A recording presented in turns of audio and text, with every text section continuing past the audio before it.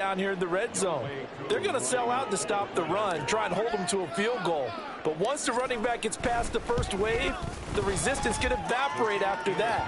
And he not only picks up the first, but he takes it all the way into the end zone. Following the touchdown, here's Koo to kick off. And here comes a return from a few steps into the end zone. And that decision to bring it out ends up not being a good one. Costs him about 5 yards as he's tackled at the 20.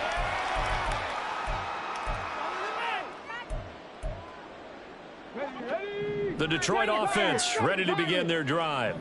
Where we stand right now in the fourth quarter, this one pretty much out of reach. And, Charles, I know they're going to be disappointed about several things with this ball game, but the self-inflicted wounds, they've had several turnovers. You would have to think that's going to be something they're going to discuss heavily in the film session in the coming days. You're absolutely right about that, partner, because they're going to have to sit in that film room and watch every error that they made and figure out how to not do it in the future. And mentally, I think a lot of the guys are already starting to think about, okay, how do we put this behind us and get better for the next time out? This, they'll use as motivation for the rest of the time that they play to hopefully never be in this type of situation again. On second down, Hooker. This ball tipped, and it's going to be incomplete. Fortunate maybe to get that back. It's third down. This has obviously been a bad loss, but one of the few things they can still do is try and throw the ball all the way to the end zone and get some points on the board so they're not shut out over the final 2 quarters of this game. The Lions on third down. They've converted 4 times out of 6. Not bad. This will be third and a mile. From the gun, it's Hooker. Pressure gets to him, and down he goes. Back at the 4-yard line. And that's Grady Jarrett who forced his way through to register the sack. Well, it's an old chestnut, but let's face it, offensively, they've got to have some pride here because this has been a worst-case scenario all game for them. Keep putting in the effort. Keep trying to keep your quarterback upright and get through the end of this one as quickly as possible. They'll let this go deep for St. Brown. And oh, my goodness, here's a 5th interception. Picked up by Mike Hughes. And they'll start out with great field position at the 47-yard line in enemy territory.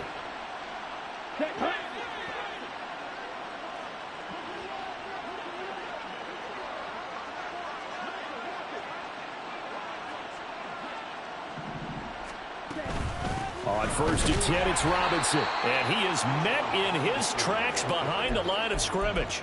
Officially, it's a 1-yard loss. That's going to bring up second and 11. Run blitz there defensively, something we might see more of here in the fourth quarter. I think we'll see a lot of it. And the difference between that and a pass blitz, you're just trying to get to the quarterback. You're trying to scheme someone open who will get to the QB and make sure he gets on the ground. In a run blitz, you're actually trying to cover up gaps, trying to cover up holes so they can't run the football. Partner, I like the play call coming right after a tackle for a loss because this is an obvious passing situation, but instead they fooled them a little bit with the screen, and they wound up getting back what they lost and then a little bit more. Robinson will try to pick it up. And he will be very close to a first down, but I see the closed fist of the referee, and that means fourth down. This late in the game, Charles, I think you maybe seriously have to think about going for it. Especially where they are in terms of field position, because this is almost like no man's land. Might hurt your punter because there might not be enough space, maybe too far for your field goal kicker. I'm like the old rule. Possession is 9/10 of the law. Possession is 9/10 of winning the game. Go for it, get the first down, close it out. Here's Bradley Pinion now as he's on to punt for Atlanta.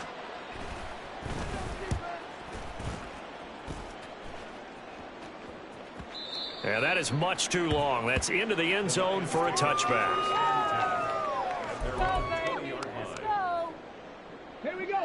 The Lions offense ready to kick off their next drive.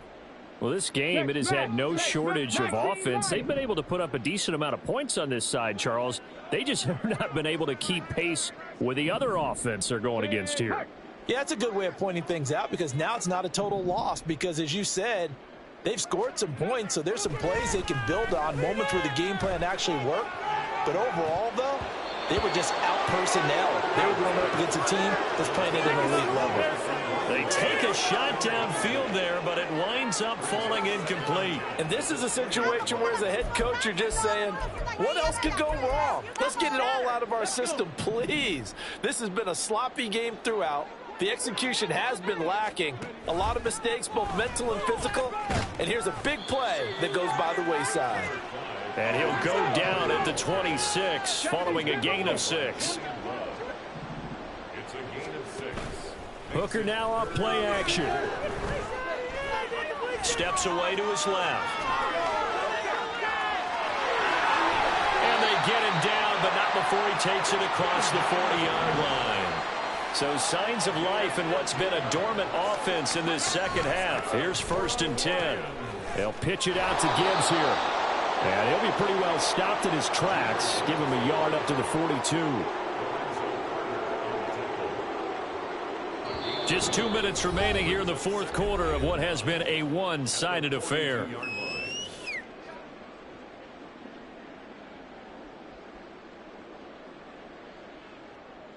Second and 9. 70 Ranger, 70 Ranger.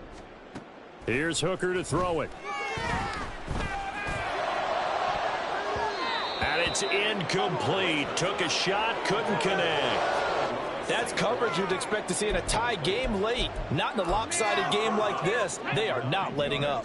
After an incomplete pass on second down, that'll leave him trying to convert on 3rd and 9. Looking to throw. Hooker. Now a desperation throw deep downfield. And this is dropped. Oh, it's incomplete. He had a big gainer in his sights, but he could not reel it in. Oh, I don't know if he's sensing contact to come or what, but that's a ball he'd love to have back. That could have gone for big yardage, but it just didn't want to stay in his hands. That's a tough break. Hooker going to try and throw for it.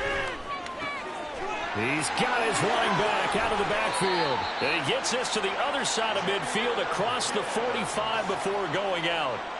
No reason not to try it there, and they do indeed convert on 4th. Felt compelled to go for it there on 4th down, trailing in the fourth quarter. They got it done. And there's always a lot of pressure on a 4th down call. Doesn't matter the distance. He stopped to get it done, as you noted, and they did. First down throw here. It's Hooker rolling to his right. And he'll toss this one incomplete. Seeing no options, he throws it away. Another throw there off the mark, and obviously he's battled all of the interceptions. Things just haven't been true to form for him. I don't know. What do you think's going on out there, CD? That's a great question, and my suspicion is he's been coached really well to not show that he's having a problem. You know, they always tell you no matter what, you keep throwing the football with confidence. Well, we're not seeing a confident thrower right now. He's off balance, the passing game's off balance, and the defense is taking advantage. They do get a yard there, but only a yard. Leaves them with 3rd and 9 looming. Pretty good little two-play sequence there. You force the incompletion, then a very short pickup. Yeah, now maybe you bring in an extra defensive back or two because you want to try and defend on 3rd down. They like to play those nickel or sub packages, don't they? The first down line at the 34 here on 3rd down. 18, Pioneer. Working out of the shotgun, Hooker. And that's hauled in by St. Brown over the middle. And that's going to be good for another first down as the tackle's made at the Falcons' 25-yard line. Now you've got to hustle your guys to the line and get them set. 19. Hooker now on first down. That is caught by Laporta. And they are able to stop him, but he does take it all the way to the 2. 2 big plays in succession. Not sure this D knows what hit him, but now they got to get ready. It's first and he will fight his way into the end zone for a touchdown. Hendon Hooker scoring on the 2-yard keeper. And the Lions get a small measure of revenge as they cut into this fourth quarter deficit. Extra point by Patterson, up and good. And that'll cut the lead back down to 21. So despite the huge deficit, they're going to keep fighting. Here comes the onside kick.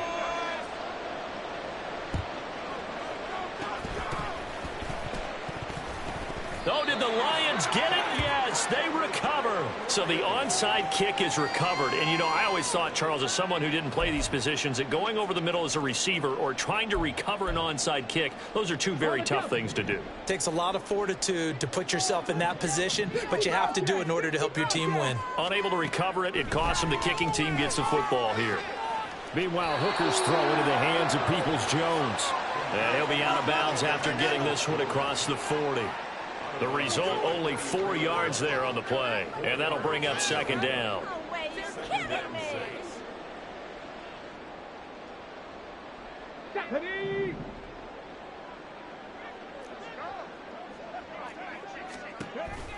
Out of the gun, they'll look to throw. Into the hands of Williams across the formation. So now with 6 seconds remaining, we get a timeout on the field. Well, those are the types of plays they probably wish they had made more of in the first 3 quarters. And this deficit going to be tough to overcome here in the fourth. But a nice first down and a pickup on that throw. Yeah, and this is where, as coaches, you're looking for effort and execution, even though the scoreboard is going against you. You want to find out who's going to fight, who's going to scrap, who's going to keep their heads up and continue to play. On 1st and 10, Hooker. He's airing it out for Williams. And it's intercepted at the goal line. Picked off by A.J. Terrell. And the Falcons come up with a late turnover, but it will probably only matter to the statisticians as this ball game is now officially over. Well, partner, under the lights in primetime, this offense, they gave the nation quite a show, putting up that many points to come away with what will certainly be a memorable win for them. And, Brandon, I think it's as simple as this. Some players, some teams, they're just meant for the big stage. And when they get a chance to play in this type of atmosphere, where all eyes are on them and all the lights are shining brightly, they show up and they show out. So for the Falcons,